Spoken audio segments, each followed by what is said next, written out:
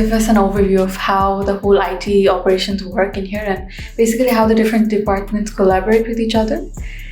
Different modules that are integrated, and so that it helps in the final performance evaluation and a better decision making or pattern analysis. Okay. Thank you guys and welcome to Mobil House. As you know, actually Mobil is the global brand for lubricant blending, and we are the distributor or alliance partner in Bangladesh. So ExxonMobil is the main our supplier and as our partner. So here in Bangladesh, actually MGL has been doing business for more than 35 years. But in 2010, actually MGL has been formed. So MGL has been using in-house built ERP solution for the last 15 years. So in 2018, actually, we have decided to go for a well-known or internationally reputed ERP system. So we evaluated Oracle EBS and SAP S4HANA, and my management actually went for SAP S4. So during the COVID period, actually, amid all the hurdles and restrictions, actually we tried to implement the SAP in our whole business processes to streamline all the business processes actually. So we tried, and after 9 months of hard work, actually we implemented the SAP in from August 1st. Yeah. So it was a challenge, but actually every ERP implementation is a challenge, but it needs to be tackled in a way that gives you the right result, right? So it's not a one-man show, it's a collaborative thing. So all our department heads and all our employees actually collaborated the development. So during the process, actually, as I said, actually we've been doing business for more than 30 years in Bangladesh. So the businesses were done and the processes have been laid out in a way that we are all in the leading position. But the thing is, for SAP implementation, things could have been different, and we had to tackle in a way so all the processes falls in according to best practices of SAP. And of course, all the best practices could not be followed in Bangladesh, right? But we tried and we manipulated and we done. So as I said earlier, for business, say SAP has a module of sales and distribution, right? We call it SD module. So SD module caters the sales and the payment of the customers and the products and inventory, right? So the person, actually a team of people, they work with the customer and they receive the purchase order and process that purchase order and gives them the sales order, right? So in the back end process, supply chain needs to provide in the system the inventory they require, as well as the prices, the discount rates and all stuff, right? So the PP module and the MM module, the people behind them, actually they process the whole thing. So when it comes to MM module, you need to procure the products from outside, raw materials and finished goods. And we have another segment of blending the module, right? Actually, we have a plant, and that's been automated as well. That's an automation system as well. So the raw material and the finished goods and all the local products are procured. That's done with the supply chain team, right? So accordingly, the MRP with the data from the sales team, we run the MRP, right? And we tweak the necessities for the planning to be accurate as per we said. So we do the MRP, and according to the plan, actually we go for production or we go for the whole year long procurement, right? So this is how we do it. And as a SAP, actually the core module is finance module. So the finance module, all the data actually comes to finance module, and at the end of the month, the payment to vendors, the collection from the customers, they all need to be reconciled with all the bank accounts. These are the factors that is outside of the system. So we have to have a collaboration between them. So the people, they are trained up and they are actually well trained. Actually, they need to be well trained for not for the business processes, but for getting the data for SAP as well, right? The right forms or the right data should be fed to the right system according to the forms, right? So the data needs to be converted to information. So this is how the process goes. And at the end of the month closes continues. And at the end of the month, after the month closing activity, we develop the reports, the month closing, and these are the final reports.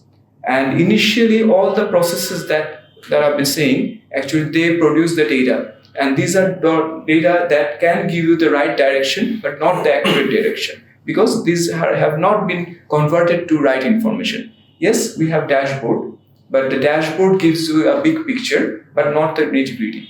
So at the end of the month, inside the month closing activity, we need to the tweaking and confirm that the data, that the standard comes costing, maybe costing, standard costing and the actual costing are the same. And the minor factors that is not accurate, we can write off and stuff according to the practices that we have. So this is how it goes. All the users actually they get the reports for their functions only, and according to their designation, actually they get the other reports, and which gives them a slightly bigger picture. And the top management gets the dashboard, and they get a big picture of the whole processes. And they require only that information that is required for the business, not for the nitty-gritty part to reconcile and so on, right? So this is how it goes. So SAP plays a vital role to accommodate all the processes and all the departments together in a central database. And from that central database, we can actually generate as much as report or dashboard as management wants. So, and this SAP's control mechanism and authorization makes this data accurate, 100% or 90% under circumstances. So management can get a good information about the whole processes, and they can make the decision at the right time. So get the best out of the environment, right, to grow business. So this is actually helps a company like us to gain better. And SAP actually after 1 year of successful implementation, actually from this August actually makes us a 1 year, and we didn't have any issues. So we can say the implementation and the involvement of the processes were rightly taken care of, so that actually all processes have been done in a way so that we can do it better. So this is how it goes. If you could add, like, during the implementation process, how did the employees adapt to it, and what sort of training was given to them to have a smooth transition? Right. Actually, ERP implementation is a challenge, as I said, and the main challenge comes from the SAP, the users, because it's a huge change for everybody, because the job descriptions changes. Actually, the people who used to do only the payment part, maybe for an example, actually that he or she needs to understand the whole process. Otherwise, due to his inability, maybe the whole process will be delayed, right? So we need to focus on train up those people who are giving the information, and we should train up and to make them understand the whole processes, so they can give them the delivery in the right time. So definitely change management is the rightly said, is the main challenge. And again, there are other challenges. Definitely people needs to tell the implementation partner the right thing, or he should have a perseverance to see the 5 years or 10 years of their planning that comes from the management. Because I'm just a manager, right? I'm a manager and I can see my things. But an entrepreneur, like my boss, who can see that, okay, MGL needs to be doing this business as well as a diversification. So that diversification business needs to be captured in a way so that I don't have to tweak rapidly in the SAP system, that will collapse, right? So yes, we have to have understanding of the management, and we have to understand the people, so that we can take them from the beginning till what management wants them to be. Right? So training is a vital part in SAP implementation. If we were talking about organizational performance, what was it like before and after implementation?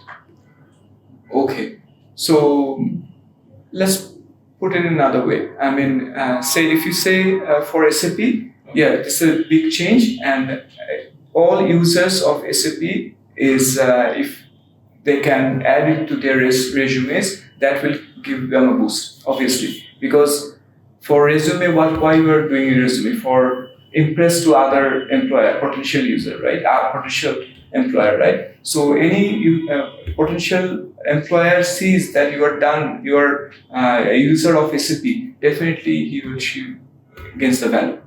So this is one way of doing it. And another way, I mean, if we say that it's for the organization, maybe definitely you are learning a lot, because as say, training gives you a boost that couldn't be possible before, right? So during that tenure of implementation, you are vastly training. You are given vastly training, right? So that training will definitely give you a boost, because you know the ins and outs, and the in of the process itself, and the out. So who is doing what after you're done with the process? So that actually gives you a bigger picture, and that will give you a edge to do better in what you are doing, right? And definitely your job description changes what you're doing. So at the end of the year, when your boss is evaluating you, definitely it will add value. Okay, sir. Since you've already established the SAP, so there a lot of things have shifted from manual to automated. So in that situation, are there any limitations for the automated part of your operations that would have been, say, easier in the manual part? Definitely. Actually, as you know, I mean, before the implementation, actually we could change a lot of things, and that definitely saved us a lot of money, right? Lots of time. I mean, I guess time, right? Because say in Bangladesh, actually you cannot do whatever the way you want. So time is an essence, and people do not come on time. So same goes with the products. Maybe for receiving goods, actually now, previously, somebody may actually initiate the purchase order in the last hour of last day, right? And so that he could get the product today. But in ERP, you cannot do it. I mean, you have to have the physical goods right in front of you to give the entry of that product in the system, and the people accordingly, they can proceed with the processes, right? So these are the, challenges that you have to face. So that, to get the right result, you have to not only train up the people, also you have to get the training done with the suppliers as well, or the people who are driving the trucks of the supplier as well. So these are the things that you cannot, these are reality. You cannot do. What are the benefits that you and the company received after its implementation? Of course, actually, it's a big reward for any company, I guess, to have a successful implementation, because SAP is a very expensive product, and actually the licenses needs to be purchased before the implementation. So the implementation, if you have a unsuccessful implementation, that means that you're not using the licenses. So the ROI, return of investment is bigger, right? So definitely you need to get the benefits out of it. So among the benefits, actually, definitely the dashboard and the data. The reports and it's real-time data. So if you have the real-time data, you can make the decision right away. So you can, if you need to give the, say for customer, right? So you want to get a customer, and your competition wants that customer as well. So if the data for the decision maker comes in handy, definitely he can make the decision, and he can call, say maybe, okay, give him 5% discount, so that customer retains with me, and he can give the 5 years long plan maybe, right? So this is a big achievement for them. But previously we had to wait for the analysis to give the analyst to give us the report and make the decision. At that time, actually, the competition may take away the customer. So this is how it goes. Thank you. So basically, if there's when it's already operational, so when you have to make any changes to run the system, how do you do that? Okay, actually, that's two part of the thing. I mean, obviously the cost involvement and the process development, right? It's a change request. We call it as a change request. So once the implementation is successful, we have a cutoff date and we go live, and the implementation partner gives you a 2 month or 3 months of support, right? So that's done. You need to go with your own team. So from that onwards, whatever changes that needs to be done, maybe for exceptions or maybe that's called the CR, the change request. So every change request has a mandate and the rate, right? Say for 12,000, 50,000.